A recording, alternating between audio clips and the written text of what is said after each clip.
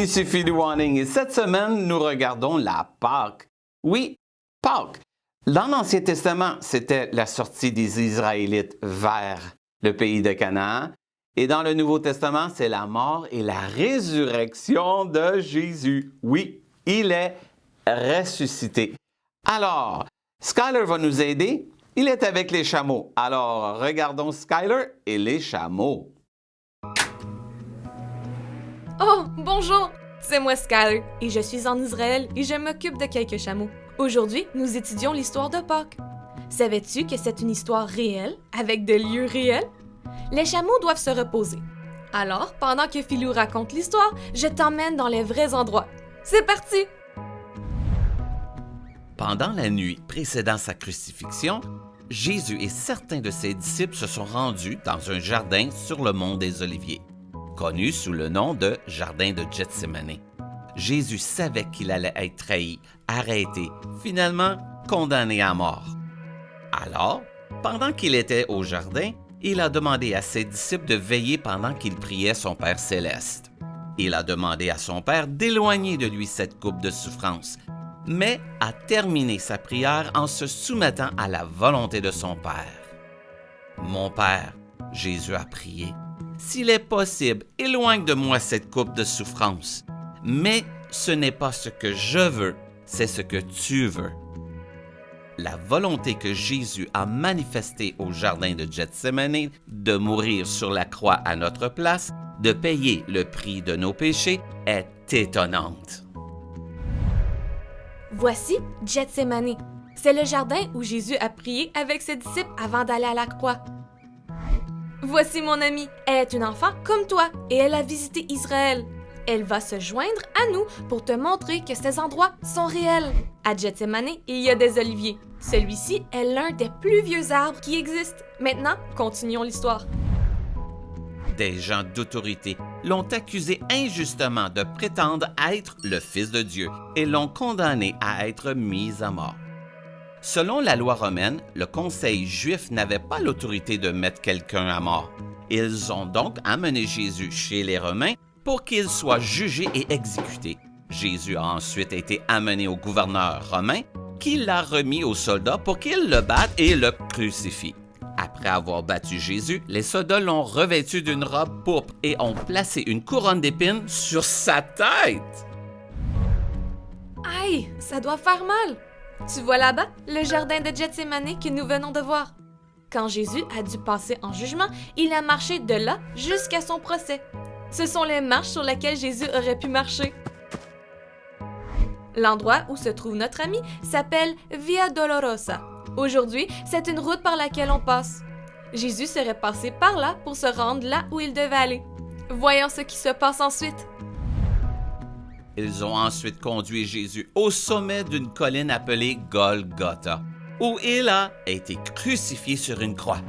Le soir de la mort de Jésus, un homme nommé Joseph d'Arimathée se rendit chez le gouverneur romain Pilate et demanda le corps de Jésus. Puis Joseph et quelques autres ont pris le corps de Jésus sur la croix, l'ont enveloppé dans un linge et l'ont placé dans un tombeau. On a roulé une grosse pierre à l'entrée.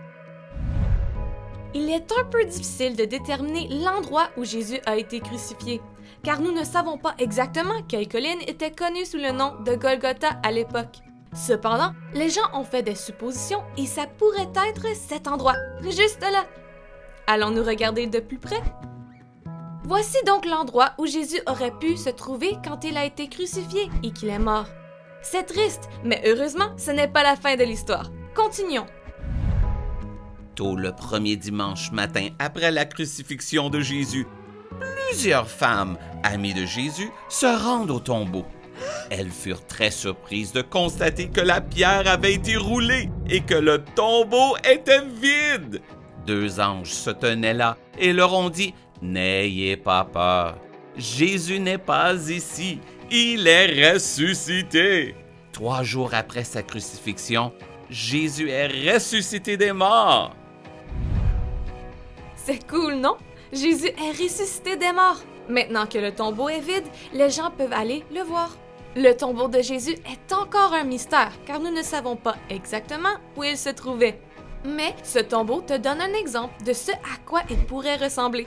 Voilà notre ami près de la tombe. Maintenant que Jésus est ressuscité des morts, sais-tu ce qu'il a fait ensuite? Plus tard, Jésus est apparu à ses disciples et à ses amis pendant 40 jours, leur enseignant le royaume des cieux. Peux-tu imaginer que Jésus soit ton professeur? La Bible dit que cela se déroula en Galilée. C'est une région qui est proche de la mer. Aujourd'hui, tu peux monter sur un bateau et te promener sur la mer de Galilée. Regarde, notre ami est sur le bateau dans la mer. Jésus l'a fait aussi d'ailleurs. Voyons comment l'histoire se termine. À la fin des 40 jours, Jésus et ses disciples se sont réunis sur une colline près de Jérusalem. Jésus leur a dit qu'ils devaient attendre à Jérusalem de recevoir un don spécial de Dieu, le don du Saint-Esprit, pour leur donner la force d'être des témoins dans le monde entier.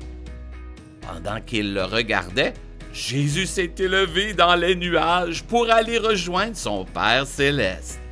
2 anges sont alors apparus aux disciples et leur ont dit « Pourquoi regardez-vous vers le ciel?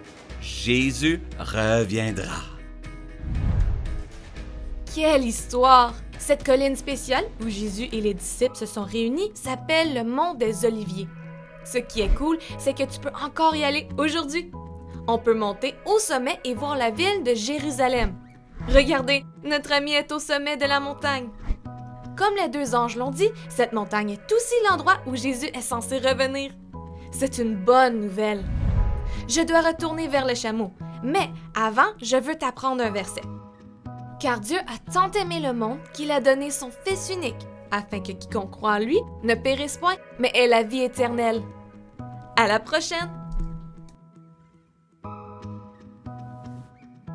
Eh non, il nous a pas parlé des chameaux, mais il est en Israël. Oui, avec notre ami, et nous avons vu que les endroits que sont écrits dans la Bible existent pour de vrai. Oui, tu peux aller les visiter. Et c'est pour cela qu'à Pâques, on peut célébrer parce que Jésus, c'est une histoire vraie. Il est venu, il est mort sur la croix, il est ressuscité, il est monté au ciel et il revient. 2 hommes vêtus de blanc ont dit que Jésus était pour revenir. Eh oui, c'est pour cela qu'il est important de célébrer pas des chocolats ou un lapin à Pâques, on célèbre la résurrection de Jésus. Alors, le verset, Jean 3,16, « Car Dieu a tant aimé le monde qu'il a donné son Fils unique, afin que quiconque croit en lui ne périsse point, mais ait la vie éternelle. » Ah, moi, je veux le chanter. Et toi? Alors, chantons-le, Jean 3,16. Ici Philo en ligne qui te dit « Shalom! » T'as tant aimé qu'il t'a donné. T'as tant aimé qu'il t'a donné.